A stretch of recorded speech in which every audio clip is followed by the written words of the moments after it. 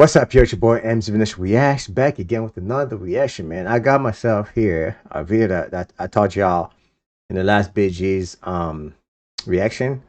There was a video that I found which is called "Why Barry Gibb's Survival Hurts More Than You Think." I want to react to this kind of like know the whole story because he's the only survivor of the BG's, and I want to hear from I don't know if Barry will be talking himself in this. It looks like a documentary or something like that.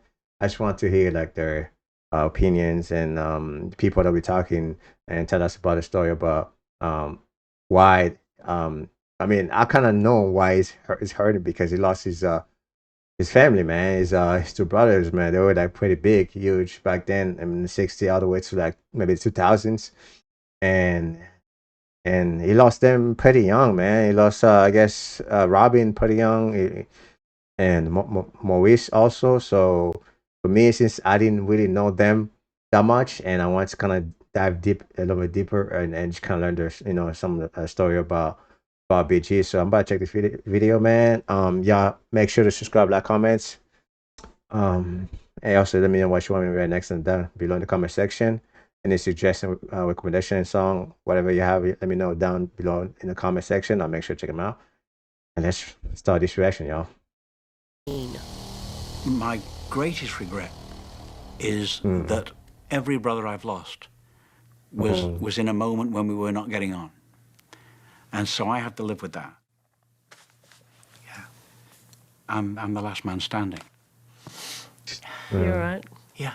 I'll never be able to understand that because Man, this is very sad, man. This is I usually like to watch like the happy moments of BGs, like their songs to make people happy, but this is like very very emotional side of BGs because Barry is the only um member left alive.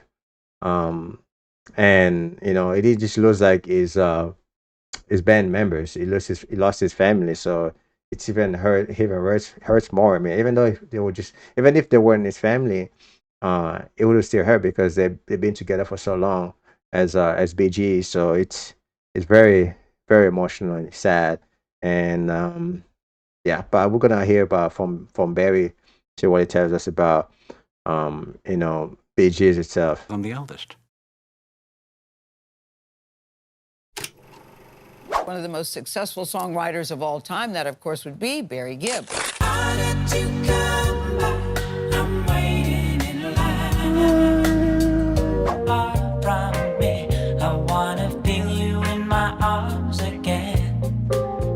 He sold over 220 million records, filled stadiums from Tokyo to Toronto, reinvented music not once, but 3 times, and outlived every single person who made it possible.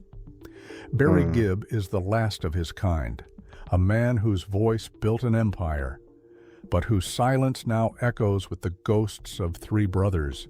He's not just the last BG, he's the one who had to bury them all, the one left to carry a legacy that was never meant to be his alone. And today, with arthritis in his hands, a broken heart in his chest, and a farewell tour quietly sweeping across the world, he's finally starting to talk. What does it really feel like? To be the only one left standing on the stage. To understand how Barry Gibb went from global icon to grieving survivor, we have to rewind. Because the Bee Gees weren't just a band, they were brothers, bound by blood. Like I said, man, they were just not just a band, man. They were brothers. Because, like I said, man, it hurts even more because you're like really, really close since birth. You grow up together and you form a band as a family, man. So it even hurts more because the pain is very, very hard to, you know, I don't really have words, but it is something I can imagine like happening to me, man. Like I have my brothers. I mean, I only have one brother, but let's say me and my brother, we form a band or something like that, and then I don't want this to happen, anything bad to happen, and something really bad happened, and I don't know how I'll be without him because it's something that we started all together. It's just something that really hurts my heart, man. Like I'm feeling very very emotional, and knowing that all this happened to him. Wonder like in the peak of the career, um, having the other brothers like passing away, and then and and it's just a lot of pain, man. It's just a lot of pain, y'all. by harmony and by tragedy. And when fame turned into isolation and applause turned into echoes, it wasn't the spotlight that faded, it was Barry. By 2025, he launched a quiet, unpublicized farewell tour. He's releasing music again, but only with the help of others. And his most private heartbreak has never been fully explained until now. Because one decision he made this year may mark the end of his entire public life. And it started with a promise, made at a grave. Barry Gibb was born in 1946 on the Isle of Man, a tiny rock between Ireland and England. The Gibb family was poor, 5 kids, a father who worked odd jobs, a mother who dreamed of something more. They moved to Manchester, then, halfway across the world, to Australia, chasing work, chasing stability. But in the middle of it all, there was always music. Barry, Robin, and Maurice found harmony the way some people find religion. It came naturally. By 12, Barry was writing songs.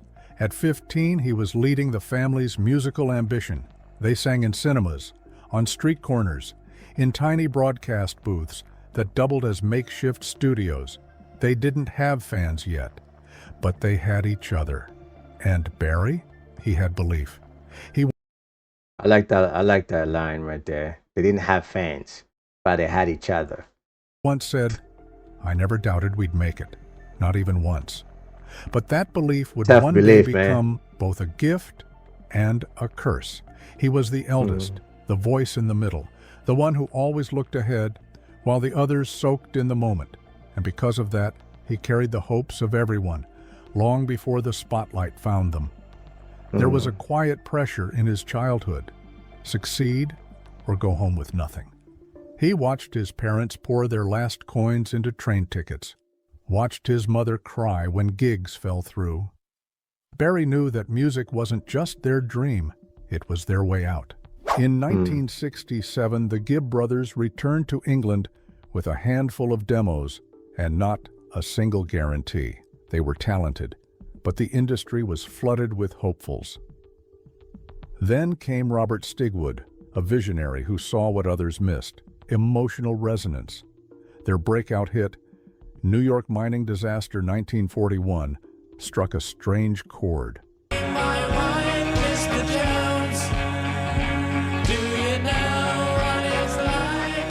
Melancholy, mysterious. It didn't sound like anyone else, unless you mistook it for the Beatles, which many did. Soon came Massachusetts. To Love Somebody, Words, songs about heartbreak, identity, Yeah, I heard. loss. I reacted to that one, To Love Somebody, and that's what a beautiful song that was.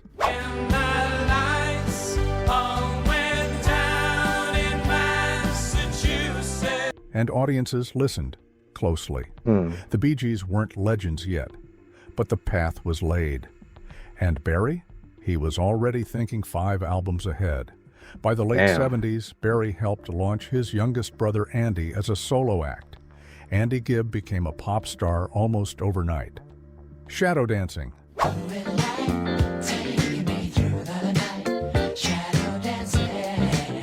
I never knew about Andy Gibbs. What happened to him, man? Was he part of the Bee Gees too or not? I don't know. But I guess if he was, probably gonna tell us, man. I Just Want to Be Your Everything.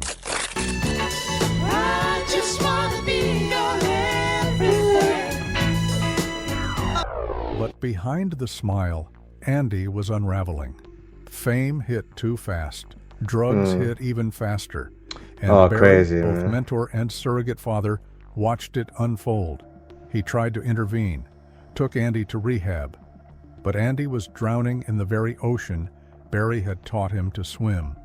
In 1988, Andy died at just 30 years old. And Yeah, Barry that's broke. crazy. Oh man, this is very sad, man. You all right? Yeah. He later confessed, "If I hadn't pushed him so hard, maybe he'd still be here." Everything changed after Andy. The Bee Gees became quieter, Barry became more withdrawn, and for the first time, he questioned the very thing he had built. But before the silence, there was the explosion. Sometimes fame isn't good, man. Sometimes fame brings you a lot of suffering because you're so popular that now you can't really handle that pressure, and that fame, I might say. So you started to do all these things like drugs and drinking a lot, kind of like to find some kind of relief. Man, sometimes fame isn't like that good for everybody, man. Because you see a lot of famous people too be talking about, man. I wish I was never famous. I was never famous.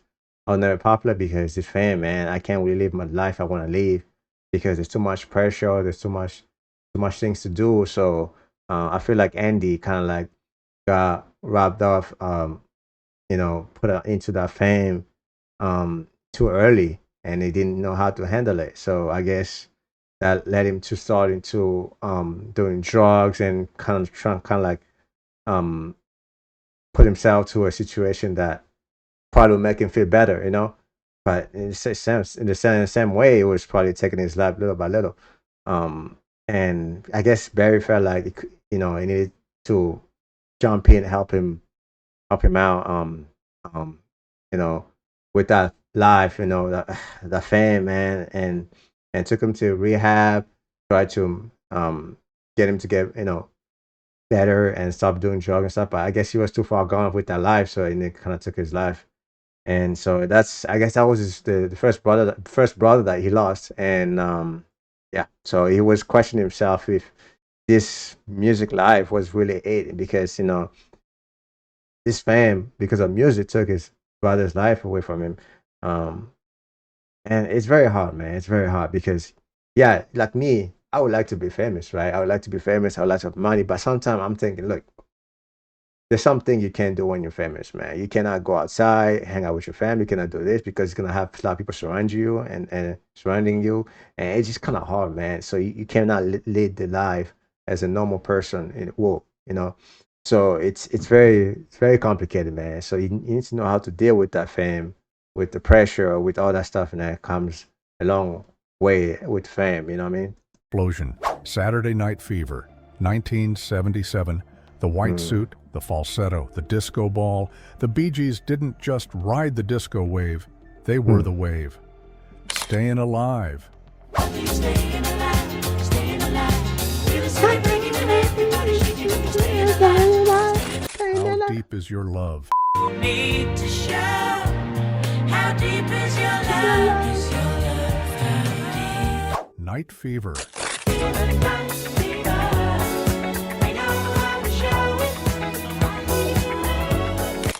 The album sold 40 million copies. The Bee Gees weren't just popular, they were a phenomenon. But success came with a strange kind of loneliness. Barry once admitted, "We were massive, but we weren't happy."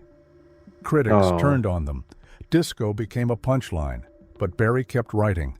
For Barbra Streisand, Dionne Warwick, Kenny Rogers, he adapted, reinvented, endured. And yet, the more he succeeded, the more he lost pieces of himself. In 2000, Like I said, the fame, man, fame. The more you succeed, the more you lose your peace because there's so much to do, and so much pressure still comes along with that fame sometimes. So it's really hard to kind of like live a normal life anymore because the more you become famous, the more more struggles, the more problems probably occurs. It is very hard, 2003, Morris died suddenly from complications during surgery. Barry Damn. didn't speak for days, didn't leave his house for weeks. Maurice was more than a brother. He was Barry's mirror, the glue, as Barry called him. Robin kept going. They tried to perform, but the chemistry was broken. Then in 2012, Robin died after a long battle with cancer. And Barry became the last living Gibb brother. He said, "There's nothing more terrible than outliving everyone who made you who you are." Grief became his new sound. He withdrew, stopped performing, turned off the radio. He lived quietly with Linda, his wife of 5 decades, in Miami, until something stirred.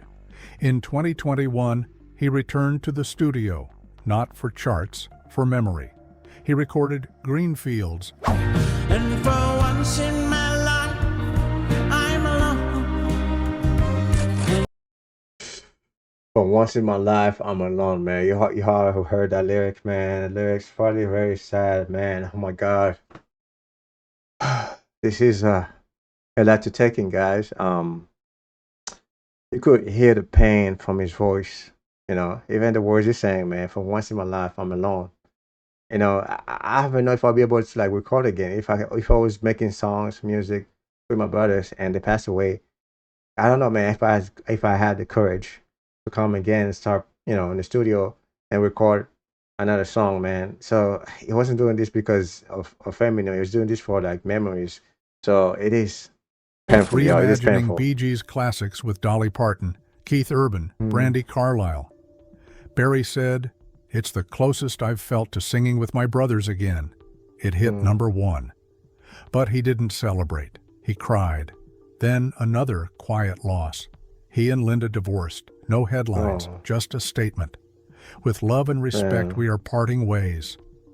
And yet, Barry picked up the mic one more time. In 2025, he whispered, "One last time." No fanfare, no promo, just a final tour. He was 78. His hands ached. His voice wavered, but his soul, still strong. He wasn't performing for applause. He was chasing closure. Each night he chose songs that weren't just hits. They were messages, words. Okay. To Yeah. love somebody? I started a joke. He walked on stage, whispered, "This is for my brothers." In London, the third night, he stood motionless before the crowd. Phones flashed, applause thundered. But Barry didn't react. He looked out, then whispered, "This is for Maurice, for Robin, for Andy." He sang To Love Somebody, his voice, older, but honest. When he hit the final line, he paused, closed his eyes, and held the silence. That silence said more than any lyric ever could. Barry Gibb may never tour again, but maybe he doesn't need to. He said, "You don't retire from music, you let it keep going without you." His melodies shaped generations, but his greatest gift was survival. He outlasted the spotlight and still carried the flame. To understand what he lost, you have to understand what the Bee Gees were. 3 voices, 1 soul, a sound that couldn't exist unless they were all together. Right. Barry once said their harmony was like chemistry, something he couldn't recreate with anyone else. In the studio, they didn't even need to speak. 1 breath, 1 nod, and the magic happened. When he lost them, he didn't just lose his brothers. He lost the sound, the bond, the thing that made it all matter, and that's why he held on to the demos, the tapes, the memories. And maybe that's why Barry Gibb kept singing, not because he had to, but because someone had to. Someone had to remember, someone had to hurt, someone had to keep the harmony alive, even in a world gone quiet. So here's the question. Was Barry Gibb the most underrated songwriter of the 20th century? Or was he some...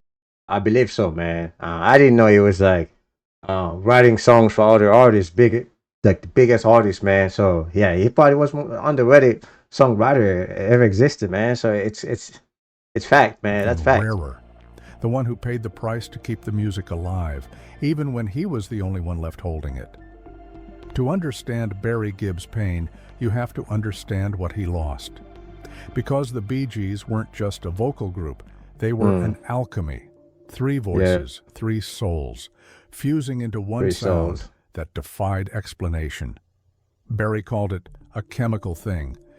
He said when the 3 of them sang together, something mystical happened, something he couldn't replicate with anyone else. They didn't need to rehearse, they didn't even need to speak.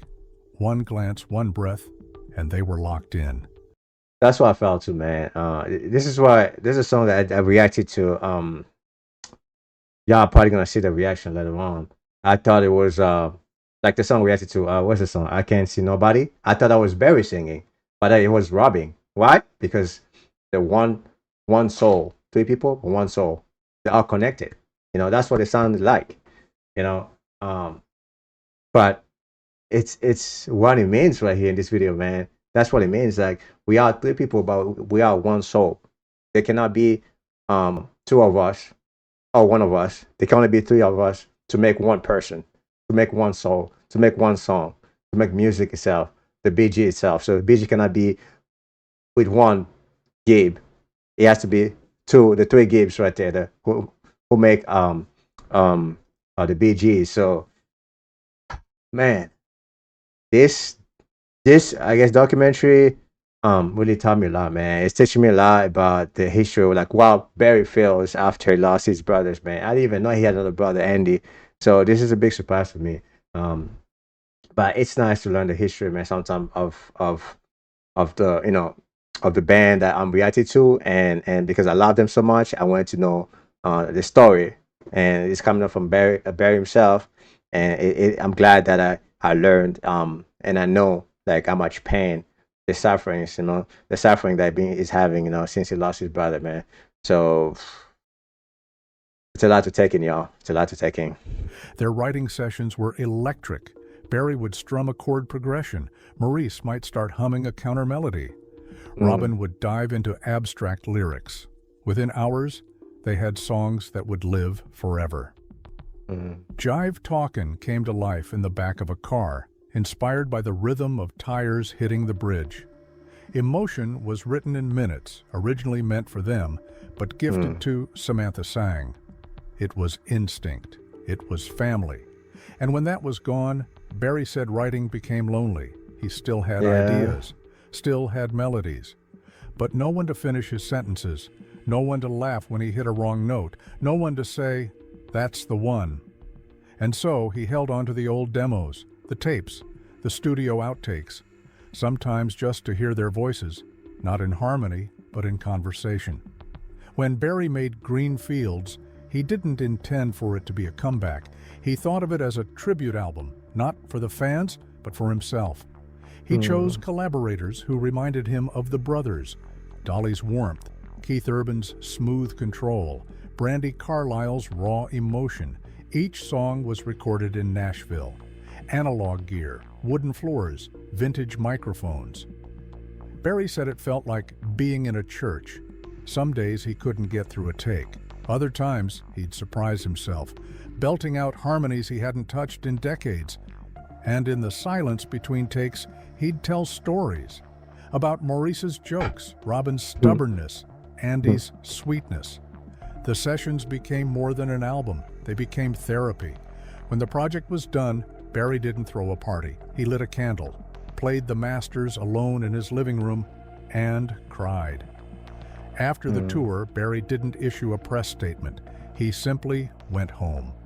The spotlight faded, but the ripple continued.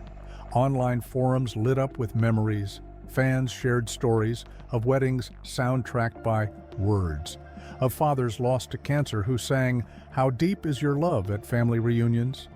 Younger artists, Billie Eilish, Harry Styles, Bruno Mars, spoke publicly about his influence, saying his songwriting changed how they viewed melody, emotion, and arrangement. A university in Australia announced a Barry Gibb Songwriting Fellowship, and in Miami, a mural appeared, 3 silhouettes in harmony, with one figure standing alone beneath them. Barry never commented on it, but friends say he visited it late at night.